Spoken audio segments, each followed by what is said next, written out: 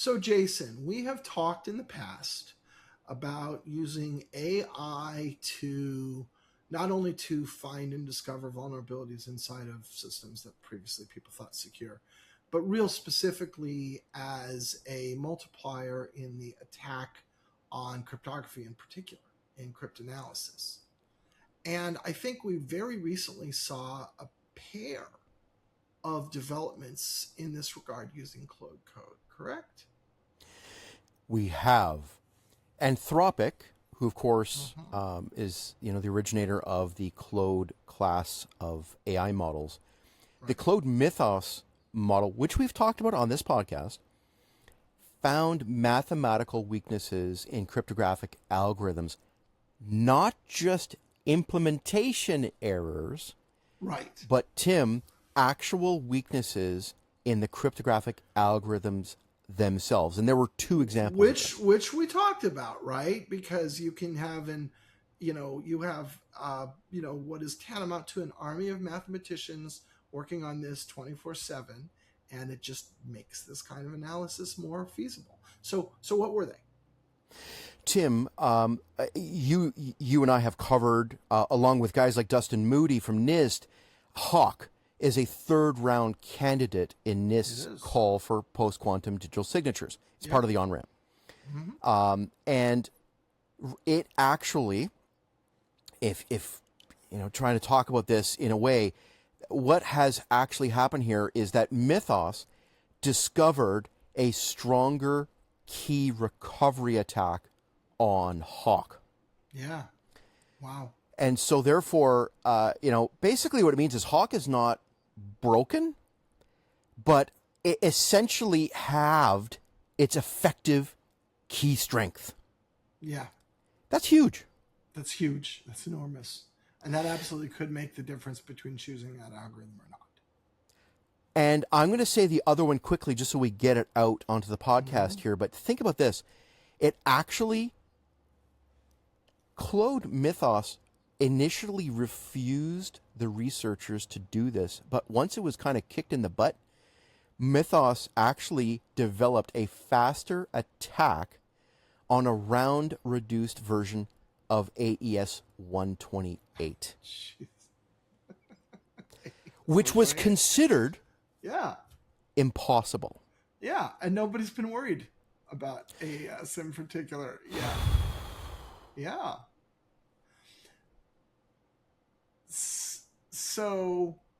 So many questions. First of all, I don't think that though that attack on AES was an eye-opener, I don't think this means that we have to change our AES implementations.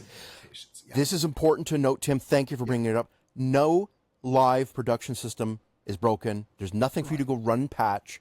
Right. But if this is directional, how do we know that the next one won't? Right? So that's point number one. Point number two, I mean, it's interesting that, in a significant mathematical attack being discovered on Hawk, I have to imagine that they are similarly poking at all the other on-ramp algorithms as well, and at the chosen algorithms, and at RSA, right? And what are we going to discover on those? And the one thing you haven't mentioned, Tim, is this was done with the current version of Mythos. Okay. What happens with the next version of Mythos? Absolutely, right? So yes. And the next version of Mythos, and just in general, if you believe my premise, which I think you do, Jay, which is that the rate of progress in AI capability is accelerating and will continue to accelerate, right? Massively. That, you have an one of those upward going curves, right? Whether it's actually exponential or not, you have something that's accelerating and going up over time. We have to be open to the idea that all these things will happen. So, we had Dustin Moody on here, and Dustin saying, well, I hope this is good for the next 20 years. I do too. I don't expect that it will be. So, Tim, I have a note that I wrote here as like a kicker. Because it puts things into perspective, hopefully for everyone, okay? First of all, who, even us on this podcast, we always talk about AES as being like sacrosanct. Yeah. Okay? Yeah. Let's talk about Hawk for a moment. So, Hawk, like you and I on this podcast have talked about HQE basically, as being a, one of the finalists, one of the selected algorithms, as potentially leaking information through a side channel attack, right? Like, we're trying to figure out where are the potential weaknesses in some of these standardized algorithms. Think about Hawk for a moment. I don't think anybody ever thought was like the strongest out of all the contenders. However, it did survive to round 3 on-ramp, okay? It did, yeah. And I want to make this point. I actually wrote this down. Hawk survived 2 rounds of expert, and when I say expert, I mean mathematicians, human beings, who reviewed it for 2 years. Oh, yeah. And, Mythos, by the way, 33 other candidates got dropped out, and Hawk was not among them. Mythos broke it. And you know what? I'm going to put on my glasses, and I'm going to look right up, because I want to get this fact right. Mythos weakened it by half in 60 hours. Yeah. Yeah. Yeah, it's a new era. And it makes you worried, right? I mean... I'll give you some more perspective. Okay. That's according to researchers, it's about $100,000 worth of tokens. Okay. 60 hours of hardcore Mythos. Okay. We're talking millions of tokens burned. Okay, that's a lot.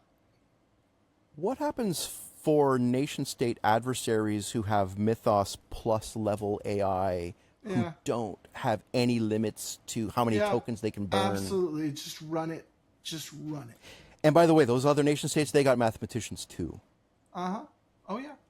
No, so I think these are really good points, right? I was just gonna say earlier in my career I was a product manager, and the devs would always get angry when the QA team found a showstop bug, and I would always get back in their face and say the bug was always there. QA team didn't create the bug. The QA team found the bug, and we should be grateful, not angry, right? And I think it's important to say the exploits in the math are there, right? They exist externally to humans discovering them. And so it's better to know about them than not. But it still is worrisome that, you have to ask the question, is it all exploitable? Like if I can throw enough tokens at a Mythos plus level AI, am I going to find trouble with everything? Here's my answer. Here's my right. expert in PKI, but not I'll consider myself a layperson in hardcore cryptographic math, because there are definitely better people than me. So let's quote Michaela Mosca at the end of the Etsy conference that you and I just reported on. Yeah, right. He said a few words at the end of that conference that I'm taking to heart and help to answer this question. One of the most important and underdeveloped areas we have right now is an automated cryptanalysis. AI-based cryptanalysis. Sure. He called out on this podcast that LLMs were going to do this. Yeah. And he said at the end of the conference that automated cryptanalysis we're not doing enough of it. Yeah. So here's how I'm going to answer your question. My understanding about how to think about this is this. We should be striving towards creating super duper mega hardcore. That's my technical term. Super duper mega hardcore, or Super duper mega hardcore. SDMH, as we will abbreviate it to. Of course, Coined here first. Your first time here. SDMH. So, mathematical proofs. So in other words, Tim, Yeah. there is elegant math to say, like ECC. You and I have talked about this on this podcast. There are hardcore, super duper mega proofs about how ECC is. There's no mathematical, workaround for it that makes it particularly weak to a classical computer. Right. Okay, I think that has been proven as a proof. Like, you need a quantum computer, and some of the techniques we've now seen against ECC really are techniques that require a quantum computer. Okay, for the most part. So to answer your question, this is what we need against all of our cryptographic algorithms that we're going to know and trust and use, which is hardcore mathematical proofs that actually say, look, there really is no way around this. There was no Hawk, proof in terms of the way that it was implemented as an algorithm. Right. So it's not just math proof, it's really truly cryptanalysis. Yeah. And I really truly appreciate the guys who can do true cryptanalysis. It just happens that Mythos in the hands of those people, I think we're going to start seeing a lot more of these things. So I think that's great. Now, of course, the other thing connected to that is, as you've already referenced earlier in this episode, there's a whole different class of things, which is implementation. Yep, that's a whole other problem. Right? And you can have something that is mathematically provably sound that still can fall through implementation. And we've seen that, right? We've seen side channel attacks and side oracle attacks, and we've seen, look how Psych fell. And so all of that is another area that's very deeply concerning, that, implementation could be something that's mathematically sound, could still have an implementation weakness that, again, would be very difficult for humans using traditional research methods to uncover. But now that we have powerful LLMs available to us, they can knock these things down. And that's something else to be careful of. Many layers where these things can fail. The math should be the hardest. Yeah. Turns out. So, Tim, here's at the end of this podcast, we always bury the lead. Here's a couple leads. It's kind of our thing. Yes. Okay, go ahead. I, on this podcast, will never declare any cryptographic algorithm sacrosanct like AES. Sure. I think that's wise. Yeah. Everything is suspect until it isn't. Okay? Mm-hmm. And by isn't, I mean super duper mega hardcore proofs. Yeah. Yep. Which are surprisingly not. It's what Michaela Mosca said. That we just don't do enough of it, and the number of people in the world who can do it is low. However, we now have LLMs who can help us. Yes, we have our buddies. Number two, who can help us with that. Yeah. Here is the other, bury the lead. We've said this before, Tim. The only insurance against this, problem, which you help to then even more define.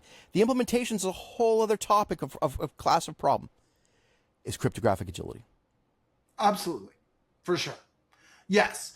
100%. Like if you're still having any doubts, right? And again, I really would like Dustin to be right, that we'll put these things in place and we'll just be able to use them for 20 years. I don't think that's going to happen. And I think we all have to be prepared. Even if it does happen, we can't take that to the bank. And he agreed on that point. And we have to be prepared to change out really at any time. And NIST knows this. That's why they're getting more algorithms, right? And Dustin even said this to us. Like, what if tomorrow? And, it used to be a genius at a whiteboard, but now it turns out that the genius is in silicon, right? And what if tomorrow the genius in silicon comes back and says, I got an attack, right? And then we've got to have other things we can migrate to, even if the migration is painful. And we have to make the migration not painful, or at least an awful lot less painful, because this crap that the whole world is going through to get through this transition is breaking us. And we're not going to be able to do this on the dime unless we build systems, processes, rules that allow us to do this on the dime. Like, sorry, but I think this is a relevant digression. When we went through the Bugzilla bloodbath in 2024, one of the arguments that subscribers kept making is, look, we have a change control process, and our change control process doesn't allow us to change these certs out within 24 hours or 72 hours or 120 hours. And my response to that was, okay, then your process is inadequate. Then your process is failing you, because your certs are going to be revoked, and you're going to have an outage because your process doesn't allow it to change, or it's going to turn out your process doesn't allow the change after all, right? And I think we have to look at the same thing here. We've got this approach to cryptography kind of at the macro level that is very slow and ossified. And you say, well, I have to do it this way because it's written into this regulation that I must comply with. Well, okay, what happens when the regulation that you supposedly must comply with guarantees that you're going to be breached, right?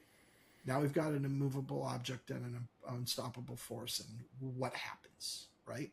And that's, we got to stop having that. We got to stop having regs that are so inflexible and ossified, and processes that are so inflexible and ossified that I can't adjust these things in the time frame that I have to.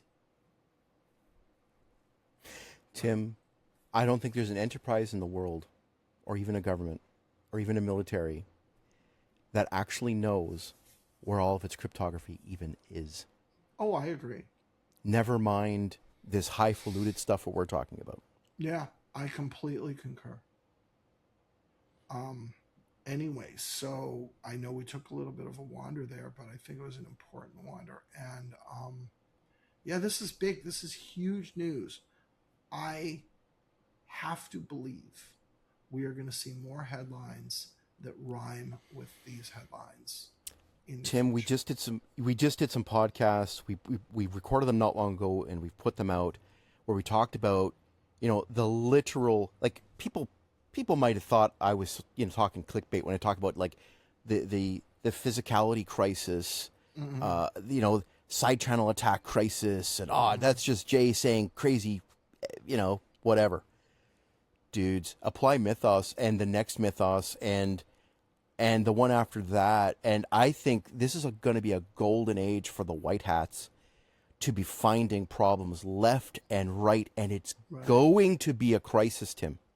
And, well, better the white hats than the black hats. Well, look, this is the nice thing about AI is that blue and red teams have it, right? Yeah, right. And so red and, the blacks and the grays and the white hats all have it. So all boats have to float. The problem is, I guarantee on the black side of this, especially at the nation state level, there are absolute Manhattan level projects going on. Of course. At the nation state level on this. Of course. Because the cost of it is so cheap compared to the benefits. So what? So you're going to invest tens of millions of dollars, hundreds of millions of dollars. Compare that to the benefits. If you are Tim, a large nation. Yes. Yes. Tim, there was a delegation at the Etsy conference that I've referred to a few times now. A delegation from a particular country I'm not even going to mention, and they said something very specific. It's why they have their own. It's why they're coming up with their own set of cryptographic algorithms outside of NIST. Yes. And it's not Korea.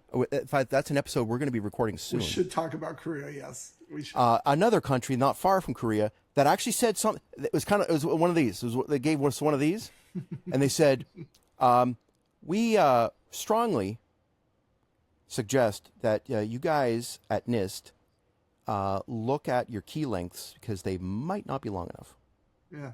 Right. Yep. Oh my God. How big is our certs going to be, Tim? Like what, 50 megabytes? I think the takeaway is that you need to hoard gold and cans of soup, because when everything goes to hell, you're going to be glad you have your gold and your cans of soup. I think that's the takeaway. I'm sorry, everybody. This is not a prepper podcast, but whenever you talk about cryptography, it sounds like a prepper podcast because that's the kind of crazy world we're living in right now. Start working on the bomb shelter. If you're not working on the bomb shelter, this is the time. Yeah, it's so funny. Yeah, all right. Thank you, Thanks, Jay. Tim.